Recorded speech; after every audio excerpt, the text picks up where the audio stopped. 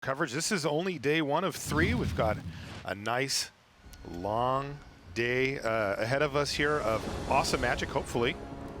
And we'll be here tomorrow and the next day before we finally crown a champion. Brian, we're underway here. We're going to be kind of riding along with Leveratto here on the bottom part of our screen. Yeah, how do you like the opener here? We do not see the Edgewall Innkeeper. Yeah, there's no Innkeeper. There is a Foulmire Knight, which is a reasonably powerful card in combination with the Vivian Arkbow Ranger in particular. But yeah, without a Paradise Druid, that's going to come down slowly. No real removal. None of the true key cards in the deck. Be interesting to see what Leveratto chooses to put in the bottom here. The Murderous Rider is what he's going for right now. The way this hand curves out is Paradise Druid into Questing Beast. So there's no immediate time to play that removal effect. But maybe the Legion's End, yeah. The Legion's End is just not that efficient a removal spell against the Simic food deck, because you usually want to kill say a 2-drop with that. Well, their 2-drop that they usually play is Paradise Druid, which is hexproof as long as it's untapped. Right, and in fact, Chris has 2 copies of Paradise Druid in hand. Ooh, Vivian Arkbow Ranger. This is going to be a nice one on turn 3. Leveratto's going to have access to either Questing Beast or Vivian. Probably going to start slamming with the Beast here. Yeah, the Questing Beast can just come down, get in 4 damage right away. Can't be blocked by the Paradise Druid. Not that it would. And then, Vivian Arkbow Ranger or the removal from Murderous Rider, though there's still a second black required for that. And the Temple of Malady next turn would come into play tapped. Right. Well, he does have the Paradise Druid. He's got Paradise Druid that he can use, assuming that it survives the turn here.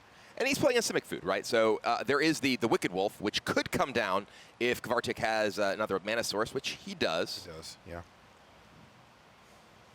And that's definitely something that's got to be on Kvartek's mind, because right now he could play either his own Questing Beast or say Oko, the Vivian, but here the Wicked Wolf, pretty importantly, able to take out that mana source. But crucially, Leveratto picks up a swamp, so he has his choice of how he wants to manage this, because he can use the Murderous Rider to take out the Wolf, or get the Vivian down and start getting the fight on himself. Yeah, of course, the window to take down a Wicked Wolf is an important one, as once food starts hitting the battlefield, it gets a lot more difficult. Leveratto might value that. Now, if he decides that he just wants to try to pile on as much damage as possible, he can do that too. Vivian increases the clock quite nicely, and Questing Beast's Vigilance also lets it play defense to protect Vivian. Let's see what Leveratto goes for here. He's going to play the Swamp rather than the Malady. That makes sense. Gives him options on either the Murderous Rider or Vivian. Well, I think we've got our answer here. It looks like he's going to play the Murderous Rider, because he just attacked with the Questing Beast. Well, no, he did Vivian minus. I like the Vivian minus wants to here. Fight. Right, the minus on the Vivian here allows him to take out the Wicked Wolf before any food comes down, or the Paradise Druid. Okay, that's interesting. Wow. Yeah, so this actually, thinking about it a little bit more, he is playing as the Simic food deck, right? So what's going to happen with that Wicked Wolf at this point that's really all that terrifying? Right, so here he can use the Oko, which he just played, take out the Questing Beast, or just choose to pick up a food himself. This does fuel the Wicked Wolf, so he can attack the Vivian if the Questing Beast blocks. Well, it eats the food, becomes indestructible, and a 4/4, so just gets to go through the Questing Beast itself. And crucially, that Oko he ticks up to 6. Yep. So even the Questing Beast itself can't just come through and kill the Oko on the attack back. You can see the raw power of both of these 4-drops. Wicked Wolf and Questing Beast both coming into standard. And, Questing Beast was the one, of course, that everybody noticed right away, because it just has such an absurd text box full of awesome, great stuff. But Wicked Wolf has really proven its worth as well. Yeah, I personally relate to both these cards. I like playing an aggressive green deck that wants to kill the opposing control deck's planeswalkers. Questing Beast, I'm going to quest to kill them. Wicked Wolf, though, I also love to eat food and feel like it makes me very powerful. Well, Leveratto couldn't have both, so he decided, okay, I'm going to let Vivian go and keep my Questing Beast around. He can take another big chunk out of Chris Kvartek's life total, as well as Oko's loyalty. Ooh, there's a great henge, but with Oko on the battlefield, perhaps not as good. Yeah, I mean, the Great Henge, it costs 9. So if the Questing Beast does not die, he could end up playing it the next turn. But is that too much of an investment in the future when he's not necessarily in a position Yeah. where he's at advantage right now. It's also tough Gonna because keep he it. doesn't have anything to cast with it outside of the Murderous Rider. Right, so, Things get a little awkward there. well, he does have, yeah, the big problem there, you know, he could play the Henge for 5, right? And Right. then if he does have, yeah, he's just a little bit short. If he had 1 more mana, oh no, he does. He's the Swampatan. Yep. So he can use the Murderous Rider here to take out one of these. The next turn he can play, assuming the Questing Beast. Oh no, he still can't play it off of the Henge because the Murderous Rider's cost is double black.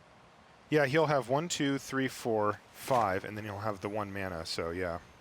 And here, you know, he is, yeah, going to go ahead and take out Oko. He can't choose to use Swift End on the Wicked Wolf, or otherwise it just ends up eating that food and staying alive. You know, you can try to hold up the mana and hope, you know, maybe you block, your opponent responds to that, or rather uses the food to pump up the Wicked Wolf. You respond by killing with Murderous Rider, but, well, they can just make another food with the Oko, so you got to kill it first. Right, it's also tough here if you're sitting in Leveratto's seat, because Kvartek has another copy of Oko in hand. And Oko really does do a great job against the Great Henge, and he's not going to be happy to see that come down. It's something that he's going to have to deal with before the Great Henge can really go off. Let's broaden your existence. And it looks like it's going to be tough for the Great Henge to really have a big impact here outside of the life gain.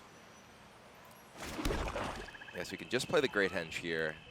Only it costs 6 now. It but costs yeah, 6 now, yeah. And if he did play the Great Henge, well, that can just get turned into an Elk, Yeah, right? Yep.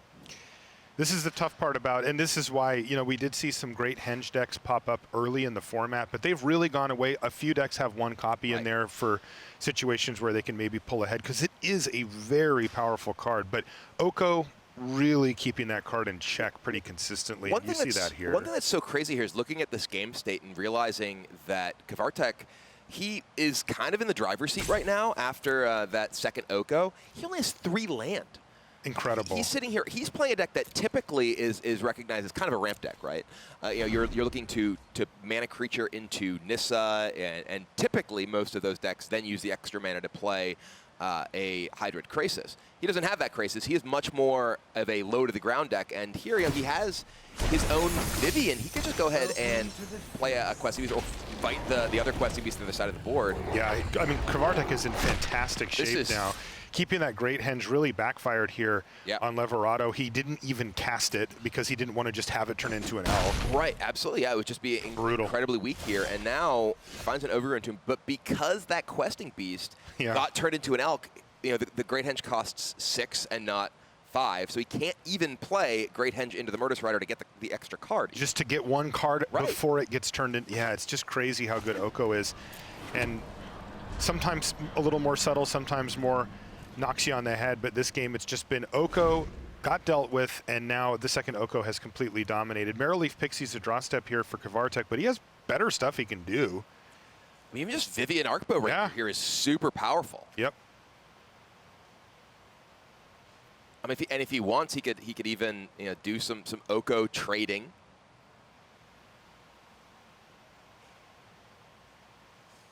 Yeah, this is Oko's at 7 loyalty, by the way. Just like to be fair, Oko just anywhere. starts at a ton of loyalty. Yeah, so I'm saying, and doesn't go down, right? Like if you do the normal things with Oko, it's just either +2 or +1. And here, it looks like Kvartek is going to get I was just shaking the head from Leveratto. He knows this is a really bad spot. Yep, this is where the tide gets turned back on Leveratto here. The Vivian Arkbow Ranger is going to enable a massive attack here from Kvartek. You add the 3 from the food, the 2 extra +1/+1 counters as well. And we're talking about an attack for 12 points of damage. This is ridiculous. Down to 6. Finds his own Vivian, but that's not going to be enough. At best, Questing Beast fights the Elk, and there's still Vivian on the opposing side of the board. Or an Oko. Kind of pick your poison here. And yeah. And he's just going to have to wrap it up. And you see a little shake of the head from Leveratto, though. He had the good start. He had the Questing Beast on turn 3 on the play into Vivian Arkbow Ranger, and then it fell apart from there. I do feel like he kind of got ahead of himself by keeping that Great Henge on top. Yeah. I think that he was thinking, okay, well, this is a way that I can try to run away with the game, but he wasn't in an advantageous position, and there was the possibility of quite a few things happening that could end up leaving him, you know, without the ability to use it effectively. If his opponent just had a Vivian, right? It didn't even have to be an Oko that, additional Oko, right? You could just have Vivian fight your questing beast. Now you can't play Great Henge. Right. It's just stuck in your hand. Yeah. And in fact, he ended up never even putting it on the battlefield. He didn't even get the 3/3 out of it. He didn't even force the issue. Yeah. Looking at how Leveratto's sideboarding here, he has a number of very powerful tools. He's bringing in those Noxious Grasps, which are extremely potent against a deck that's full of powerful green creatures. He has the Crawl Harpooners, which might not seem like they're necessarily amazing, but they snipe down Gilded Goose. That's a huge part of what makes that card powerful in this matchup, is that the Simic deck is reliant on the mana ramp. We didn't really see ramp for Kvartek that game that did too much because his Paradise Druid died pretty quickly. But he does have the Gilded Gooses, which if those just die for free to a Harpooner can really set him back. All right, so rough start there for Leveratto, but you see he's like, all right, let's get back to business here, have a quick sip of water. Kvartek is generally very mild-mannered on the other side. He never really seemed super worried or super excited. He's pretty chill, and that's how he was here. He got behind early, but it didn't seem to bother him. Let's get into game number 2 here. Yeah, got another mulligan. That was an easy mull there from Leveratto. So one thing that's really interesting about this deck is the mana requirements are very, very hefty. We see that Cavalier of Night coming in from the... Yikes, triple black? Yeah, so you have triple green and triple black in this deck right now. That is rough. And it is not easy to use, and frankly, Cavalier of Night is one of the cards that you have in your sideboard in part because you can use the Vivian ability to fetch it. But now, coming in, and he still has Vivians that you need to keep in mind. So the mana requirements are pretty hefty when you don't have any of your actual dual lands. You look at this Fable Passage drop. There you go. He can Fable Passage, but he can't Fable Passage to actually get a untapped land right now because, yes, he has 4 mana, but one of it's a Paradise Druid. Right. But even then, what does he get? Does he get a forest? Does he get a swamp? Right. He's got a triple green spell and a triple black spell both in his hand right now. Not an easy decision. It looks like he's going to go for Profane Insight here. That's the adventurer side of Foulmire Knight, so he'll probably just pass the turn here. But Marrowleaf Pixie from Chris Kvartek means that he is also doing just fine on mana. And the Pixie's one of the very interesting inclusions in Kvartek's deck. It's not something that we see in most of these Simic food decks, and I think that it's actually what really sets his deck apart. He has 12 mana creatures. Most of these decks, they are Gilded Goose into Paradise Druid decks. He has the Marrowleaf Pixies as well, which gives him that much more acceleration, and also, frankly, gives him more flyers, which gives him additional evasion that can get over the zombies from Field of the Dead, along with the Brazen Borrow we see in his hand. So he doesn't have those Hydroid Krasis, but he does have a more low-to-the-ground, aggressive approach to winning those matchups. We're going to see Fable Passage get cracked here, and this is a big decision. I know it doesn't seem like it, but it is, in fact, a forest that he's going to grab and then fire off Profane Insight and finds another forest. I wonder if he should have drawn first. Yeah. That's actually a very... Because usually, if you don't want to draw land, you want to fetch, then draw your land. But he has a very significant decision here, which is, do I want to get a green source or a black source? If he'd drawn the forest first, he knows I can get a black source, and that leaves me able to cast both Vivian and Cavalier.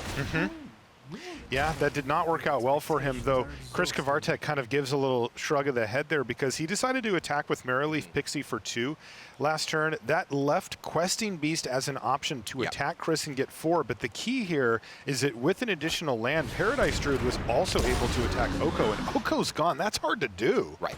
Yeah, Oko, 6 loyalty, does not die very easily. Questing Beast, though, very good at killing those Planeswalkers. Right. Ooh, here's an Edgewall Innkeeper, though. He only has the one Foulmire Knight that's at the ready, but if you ever watch this deck go, it can get completely out of hand. In the meantime, he's just going to go for the mana-efficient play here of Vivian Arcbow Ranger to get rid of the Marrowleaf Pixie on the other side of the battlefield and then slam in for 4 more. Hey, these tempo plays have been really good for Leveratto here. He got rid of Oko, and now he's starting to attack the mana of Chris Kvartek. Kvartek does have both Brazen Bar and Aether Gust available, so he has a lot of ways to get this beast out of the way. He is a little bit pinched on mana once again. So even if he does bounce this beast, kill the Vivian, the beast can come down next turn. Looks like he's considering just playing the Oko. I feel like in Kvartek's position, that Vivian's pretty scary. It isn't necessarily like game-ending right now, just ticking up once, But if you don't deal with it now and your opponent plays multiple things, can you kill it next turn? And if it actually gets to tick up twice, well, then it threatens another fight effect. It's not even a fight effect. It's hey, my guy punches your guy in the face. Yeah. You don't get the punch back effect. Yeah, they call that bite in Bite? R&D. Okay. Yeah, there's All fights right. and bites. Fights Yep. and bites. That is very easy to misstate or misunderstand. So maybe it's not the best terminology to use on broadcast, but I get it. I said in R&D, not Yeah, here. no, I know. Yeah, it looks like he's decided to just Ether Gust away the Questing Beast, and you can see the upside here. He gets to take down the Vivian, and what's the worst thing that could happen on Leveratto's turn? It's probably just another Questing Beast, or that Questing Beast coming back again. And now this is actually a tough decision for Leveratto. Do I want to put this on top or bottom? What am I doing? When am I going to recast this? And how important is this Questing Beast to take down an opposing Planeswalker? Because that's a big part of what makes Questing Beast powerful, is the fact that you have this immediate hasty punch that if your opponent leaves their guard down for just a moment or just has small creatures, can take a big bite out of an opposing Oko or an opposing Vivian.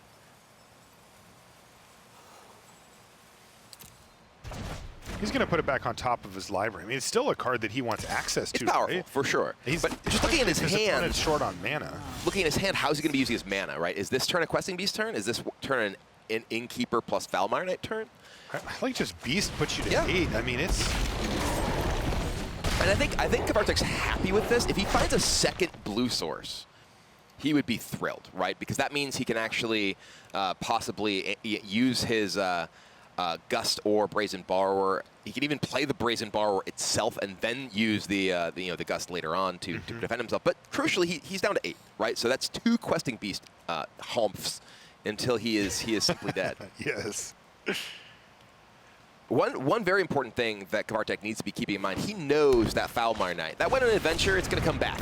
And he can't just play a big creature. He does play this Questing Beast. He can't just play a big creature and be sure that it's going to survive. A single land, there it is. Oops. So that's Foulmire Knight plus Vivian. Yep. So the fear of Vivian has to be huge for Kvartek, knowing that Foulmire Knight is waiting in the hand. Vivian Arcbow Ranger is going to go on the stack here for Matias Leveratto. He's looking to even things up against Kvartek. Yep. And we're going to see a little punch here, and that's going to put Chris... Yeah, you don't even need the Foulmire Knight here. No, already got the Beast in play, down to 4. He's on life support at 4 life, facing down a Questing Beast with no blocks available currently. And we're going to see the Edgewall Innkeeper as the follow-up. Next turn, we could see the Foulmire Knight and get the card draw flowing as well. It looks like Leveratto's ahead on all metrics currently. Yeah, and the lack of a second blue source for Kvartek is really rough for him here, because if he could Aether Gust this, Leveratto puts it on top of his deck, then he could use the Adventure from Brazen Borrower or the Petty Thefts to bounce it back to Leveratto's hand during his attack. However, the fact that he only has the 1 blue source means he can only use 1 of these, which means that he can wait for the attack and then do it. Yeah, to survive. But it doesn't commit his opponent's mana entirely, which is a big thing.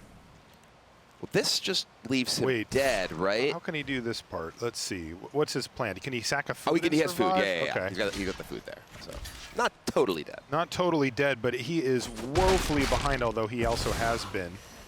And unfortunately, it looks like Leveratto forgot about trample there. That Hydra's got trample. Yeah. And you saw that from kind of both of them acknowledging, and Leveratto's like, right. And Kvartek's like, wait, doesn't this? Yes, it does. So that was a tough one there for Leveratto, a little misstep here early in the morning.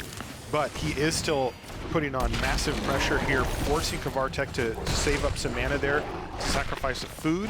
He's going to play the Foulmire Knight, but boy, he would have drawn an extra card there. This is like a slight window opening up here. That minor misstep was huge, right? Yes. He lost his Edgewall Innkeeper, which is giving him a huge advantage if the game persists past this. If he doesn't win the game right now, well, okay, I have this ability to bury you with the Innkeeper. He was trying to protect his Vivian, but neglecting to remember that there was trample, he gave up a creature that's pretty much as valuable as the Vivian at that point, if not more so, given the fact that he has the Foulmire Knight in hand. Yeah, crazy.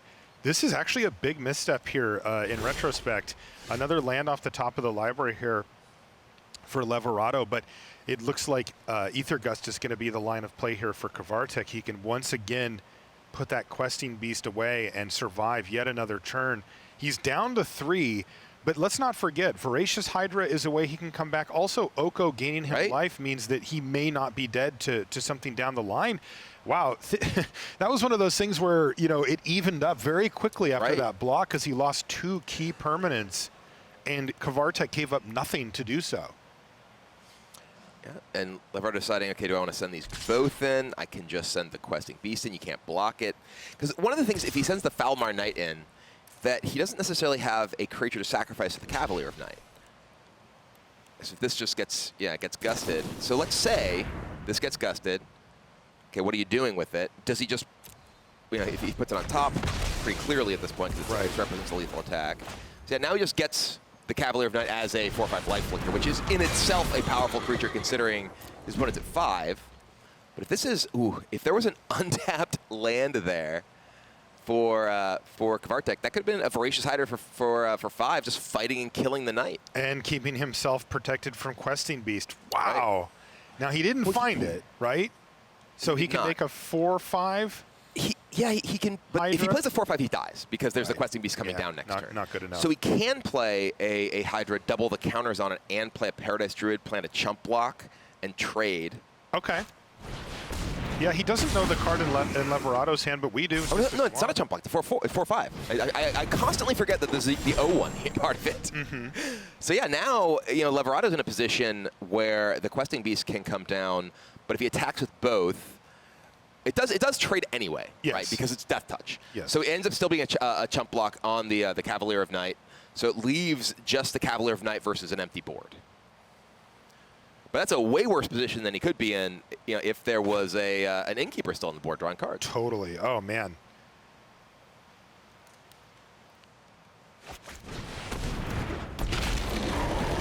Also worth noting that if the Cavalier of Night dies, it does have a dies trigger. Correct. Yeah, you get a creature with converted mana cost 3 or less from your graveyard back to the battlefield. But that's not going to happen here because, as you mentioned, it's down to just Cavalier of Night, but I mean, even just Oko looks fine here, right? Yeah, Oko, it's an interesting spot because you get Oko. If the Oko make a food, do you play the Paradise Druid too, or do you just plan to sacrifice your food? Yeah, you also could turn off the Cavalier of Night if you felt like that dies trigger is going to happen at some point and matters.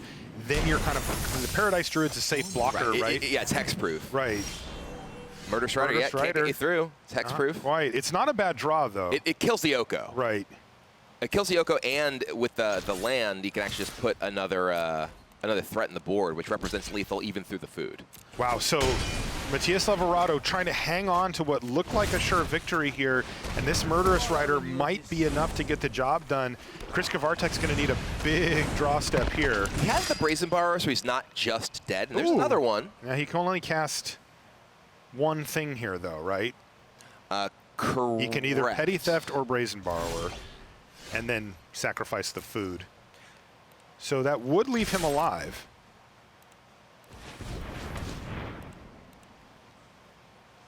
Wow, this has been a really close game. It's going to be Petty Theft to put the Cavalier of Night back. And crucially, that's a dies trigger, not a leaves the battlefield trigger. Yes. But it does get to come back in. Right. And once again, it's just going to be a 4/5 lifelinker in this scenario. And we see the food get sacrificed in response. No real need for that, but just making sure it gets done. So he's at 4 with a pair of Brazen Borrowers. There's a breeding pool. Unfortunately, oh, he played it untapped. Well, he's just dead anyway. He's dead. Okay. So that's going to be game number 2 going to Matias Leveratto. It was a bumpy ride for him. It was. And, but he got there. That was a game that felt like it didn't need to be that close. Right. I feel like if he had a little bit more situational awareness of the ability of that Voracious Hydra, that he would have just had that Innkeeper in play. Granted, he only had 2 adventures that he drew after that, but it would have gotten him to the key cards that allowed him to win that game faster and wouldn't have left himself in a position that he was open to a comeback from Chris. Yeah, and if you've ever been on the bad side of Edgewall Innkeeper, you know that they snowball, right? It's like they draw more adventure creatures. That's kind of the name of the game. So it ends up getting out of hand pretty quickly. But we do have a game 3 between our 2 players here. By the way, these 2 players are having excellent seasons. Chris Kvartek really kind of bursting onto the scene. And of course, Leveratto winning Mythic Championship 3 in Vegas. So in dramatic fashion. No yes. less. Oh my God. Yeah, me and Paul almost fell out of our chairs on that last turn. That was an incredible game and set of matches against Brad. But debating exactly, does he want to change things up? And oftentimes, even if you are in the same matchup, whether you are on the play or on the draw, you may want to configure your deck a little bit differently. You know, and I think Leveratto is deciding, okay, do I want to have? It looks like he was actually considering Veil of Summer, especially given that he's playing against the Aether Gust and the Brazen Borrower. You can prevent the petty theft, and if you counter the petty theft, I believe the creature doesn't go in the adventure, so yes. you can't. We saw that the 3/1 flyer wasn't really relevant in that, but you end up having some pretty relevant abilities there to keep your opponent off what they're trying to do. yeah, anytime you can brick wall either counter or have the game counter an adventure creature, you are very happy. A pretty land heavy opener here for Leveratto, but he does have the edge wall Innkeeper, so he's leaning on that pretty hard. And to be fair, Chris can deal with it, but it can be difficult. So lots of mana here for him. And looking at Chris's hand, he has the key card against the Innkeeper, which is that Voracious Hydra. We saw Voracious Hydra come up pretty big last game, and if Leveratto does just play his Innkeeper right here, it can just get eaten by that Hydra. That Hydra's fight effect is huge in giving the Simic food deck, which is traditionally not a color combination you expect to have a lot of removal, a way to kill key utility creatures like that Innkeeper. That's right, and that's exactly what we're going to see here, Brian, because he did expose the Innkeeper, and you can see why. Yeah, little raise the eyebrows from Leveratto. He's like, oh yeah. Yeah, but he has a Love-Struck Beast at the ready. He kind of needed to run it out to keep this curve rolling, but it didn't work, and another land off the top of the library is a tough one, too. And now, I was going to say, now Kvartek's a little bit out of resources, but that's about the best possible thing that he could draw here, wanting to find something to give him a little bit more threat. He doesn't have a breeding pool, so he couldn't untap a breeding pool, play the Aether Gust, and attack. So he's going to have to settle to just animate up a forest. Love-Struck Beast didn't draw him a card off the Innkeeper, but it is doing a decent job here. And there's another Innkeeper. And I wouldn't be surprised to see Leveratto possibly just hold this Innkeeper rather than just play it out with excess mana this turn, simply to give him a guaranteed draw, knowing there are these Voracious Hydras, as well as the threat of Vivian Arcbow Ranger coming down to fight it. Yeah, he's going to hold on to the Innkeeper, wants to play that Murderous Rider and get a card right away. Get that guaranteed value. This has been another good game. This is a sweet little mid-range matchup here we have in our opening round. The players definitely going blow for blow against each other, and this is sweet. Aether Gust is the last spell in hand for Kvartek. He doesn't have a whole lot going on the battlefield either, but he's going to send a Love-Struck Beast packing. And long term, that doesn't really bother Leveratto. In the short term, though, it does represent a good chunk of damage. It does get some damage in here. It's actually, I think, oddly, possibly almost advantageous for Leveratto. Yeah. It's happening now because he has that second Innkeeper in hand. He's going to get, if he wants, another 1/1 off of the Adventure and the Love-Struck Beast. Yeah, Heart's Desire, yeah. And then the Innkeeper can come down and get him another card. So it's not nearly as painful a top-of-deck bounce as it could be otherwise. No, and Kvartek's going to be like, oh, no. Second Innkeeper. And here we go, the line that you just described, Brian. There's the Heart's Desire coming down, but key here is Love-Struck Beast right back on the battlefield, and with a little bonus here, an extra card in hand, and some Noxious Grasp. Yeah, Noxious Grasp, Murderous Rider for Leveratto. This is, I think, one of the reasons that we see this Golgari adventure deck feeling like it has often, I was going to say, feeling it has an edge in this style of matchup. You do, even if your opponent can kill the one Innkeeper, the second one comes down, all right, well, now it's a big problem. And crucially, Kvartek does not have Hydroid Krasis in his version of Simic food. So the best things he can draw are his Planeswalkers at this point. He can try to eke out advantages there, but we saw, Nissa went down to the Swift End for Murderous Rider, right? So, it's kind of a creature battle, and the deck that has removal spells and card draw is in a stronger position at this point. Questing Beast, normally one of the most powerful draws that he can have in his deck. At this point, though, it just trades off for a Love-Struck Beast.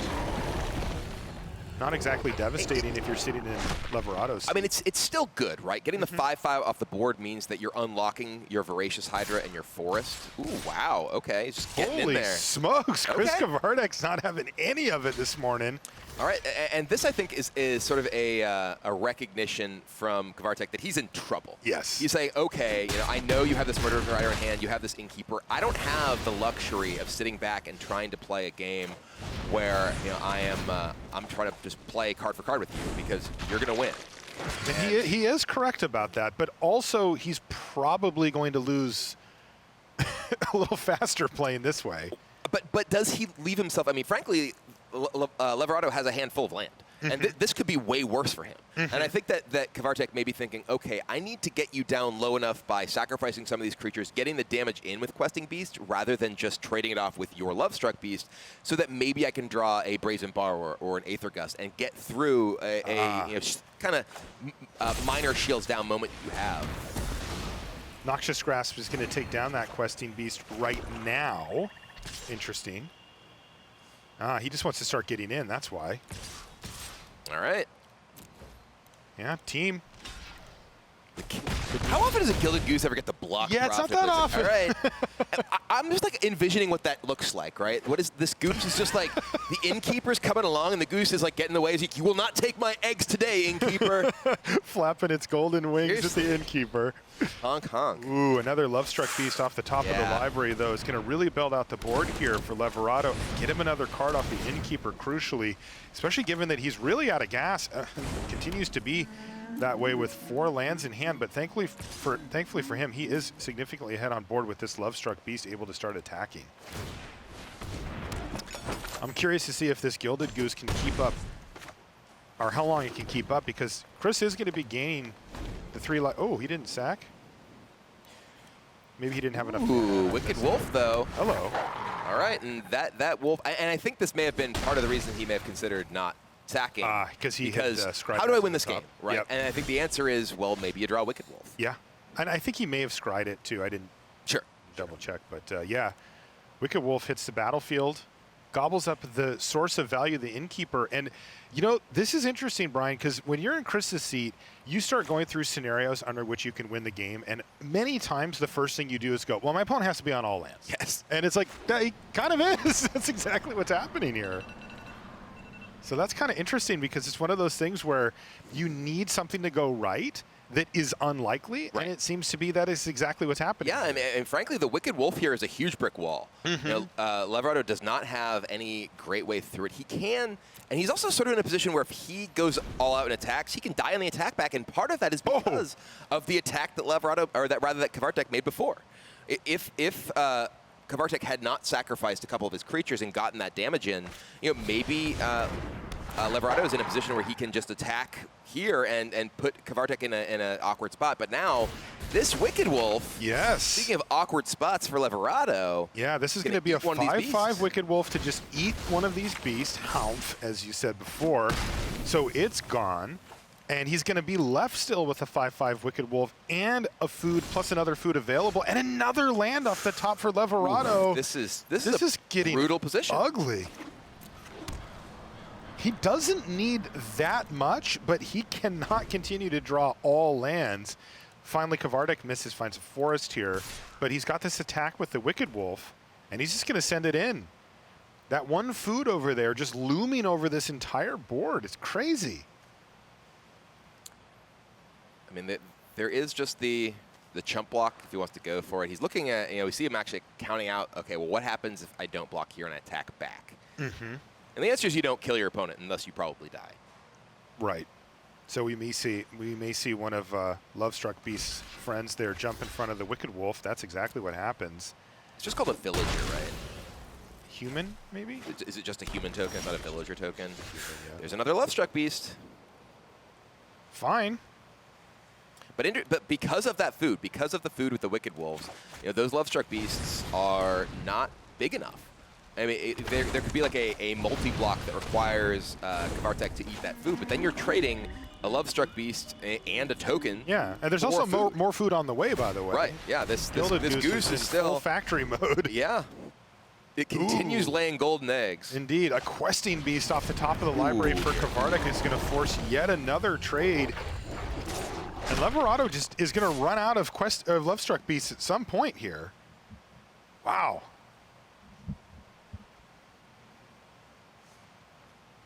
In come the Wicked Wolf and the questing beast.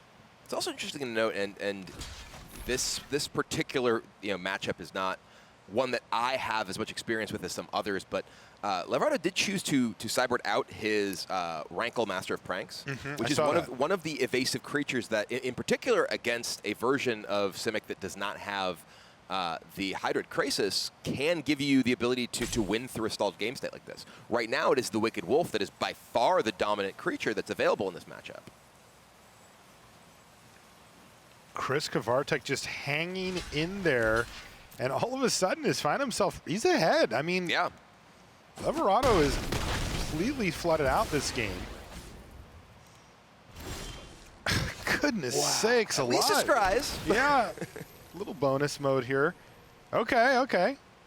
But I mean, the crazy thing, yeah, that's not enough at this point. No. He is sufficiently far behind that a questing beast, what's it going to do? Like trade with a food? Yeah. It just doesn't do enough. So what does he need? Like, if it's not questing beast, one of his most powerful options, another Murderous Rider wouldn't do it. Again, it's the food problem. Wicked Wolf is just completely dominating this board. It absolutely is. The combination of wolf plus goose, just the goose feeding the wolf, is leaving Leveratto in a position where he just does. I don't even know that there is a great way for him to get out of this. He has Massacre Girl. Is that? Yeah, if he brought that in, it would. I think that may be the only realistic way for him to get out of this situation. Massacre Girl would be amazing. So let's keep our eye on that, actually, Brian, because if we see him try to protect that 1/1 human, that's why. Because he needs that to die to set off the chain. I mean, look at what's chump blocking here. Yep. I think that may be the only out that and I think he recognizes that. Yeah, that has to be it. Because then if he is able to keep the human around, then the Gilded Goose will die, and then the Murderous Rider and the Voracious Hydra would die, as well as the Wicked Wolf, and then everything's dead. Yeah. Wow, what an awkward position here for Leveratto. He is facing a lethal attack right now. It's 8 damage. So, yeah, this is interesting because he's doing the Massacre Girl math here and trying to keep as many 3 toughness creatures alive. The Murderous Rider and the Voracious Hydra would die after the Gilded Goose because he needs a lot of triggers to go on the stack here. And look at this, you can see him counting it. And he's shaking his head. He doesn't like what he sees. Yeah, I think that specifically, if he does have to jump block with the Murderous Rider, does there even end up being enough to kill the second wolf, which can become 6/6, right? Right, but so he tried to figure out if he could just throw the Lovestruck beast up, but he says this doesn't work either. Incredible. So he's going to fall down to 7 here, but if the Massacre Girl isn't an out, then surely there's no way for him to come back, right? This deck just isn't built for that. Yeah, Wolf's just going to eat a food for damage here. Yep. And he actually doesn't. He had a Find Finality, which I believe he actually only has 1 in his deck right now. I believe he took 1 of them out as well, which isn't enough. These wolves are too big. Right. That would just get him back some. He does get piece. the life steal from the Murderous Rider, which is important here. Does mean that he could doesn't need to necessarily worry about the singular wolf being lethal. Then Vivian Arcbow Ranger. I think that does anything meaningful here. Wow, Wicked Wolf, unbelievable this game. The pair of Wicked Wolves with the combo with the Gilded Goose making food every turn has 100% dominated this board state. Incredible stuff from Kvartek, who really had a lot of reason to think, well, this is just over in the early part of the game, and just hung in there and kept fighting. He needed some things to go right, but they did. He's going to make a 7/7 beast, but that is also not going to be big enough to block either of the Wicked Wolves profitably. There's another food on the way from the Gilded Goose this turn, plus another one on Kvartek's turn. Easily enough to get through a 7-7. I'd get out of the way if I were you. I wonder if we'll see the Voracious Hydra start getting in as well this next turn. Let's see what Kvartek draws. Well, it's just another land. It's a Temple of Mystery. The Voracious Hydra attacking, I think, would be a little bit ambitious. I guess there's still 3 food in play. I was going to say that he's down to 9, and there could be a possible lethal counterattack if there is a removal effect. But yeah, the fact that there are 3 food up for Kvartek does mean that that's not going to happen either. Right, with the potential for a 4th food here as well. Yeah.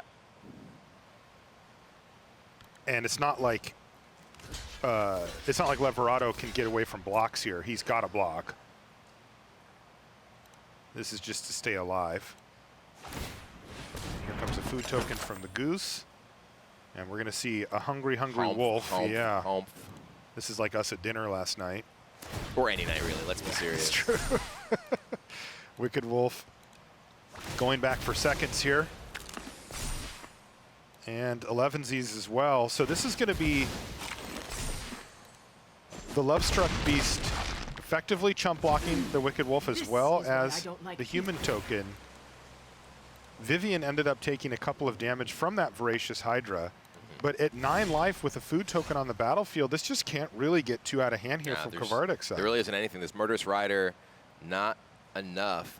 Still a food token left, so either Wicked Wolf can gain Indestructible. And Kvartek, by the way, choosing to make the food token with his Gilded Goose first, which means that even there's no window to respond to the Gilded Goose with multiple removal spells to kill either of these wolves. So now we're going to see a big lifelinker here, just a Murderous Rider that's going to pick up a couple of counters, I suppose. Yeah, that can block the Wicked Wolf, I suppose, the larger wolf. Gain Leveratto 4 life, put him to 10. He takes 7, maybe 8 damage. So yeah, that would actually let him survive, wouldn't it? It's just one of those things. It's like survive. It's kind of delaying the inevitable, turn. right? Yeah. Like he's playing. This isn't a Nexus of Fate deck. He can't draw the Miracle card off the top next turn and find his way out of this one. So you're saying he should have played Nexus of Fate in this tournament? Is that that probably wouldn't have gone well since it's not legal, but he probably would have had given the option, but yeah.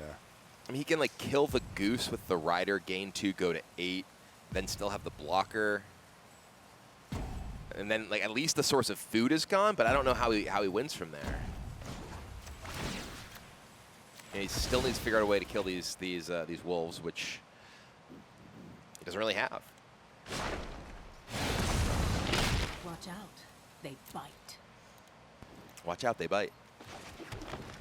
That was, in fact, the bite effect. It was. Vivian actually uses the R&D terminology as part of her voice line. She does. That is wow. crazy.